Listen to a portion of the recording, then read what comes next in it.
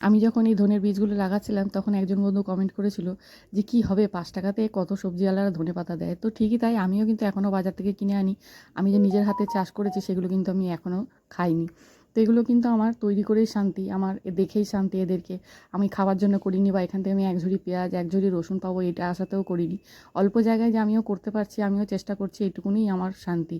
তো এই দেখুন আমি কি সুন্দর রসুন গাছ লাগিয়েছি, কত রসুন হয়েছে। রসুন হবেও কিন্তু, তবে শাকটাই বেশি পাওয়া যাবে এখানে, যে আমি খুব বেশি রসুন পাবো তা নয়। আমি এই পেঁয়াজ পাতা রসুন পাতাটার জন্যই আমি লাগিয়েছি। তো অল্প জায়গায় অল্প মাটিতে এইটুকুনি যদি আমরা চেষ্টা করি তাতেই আমার শান্তি।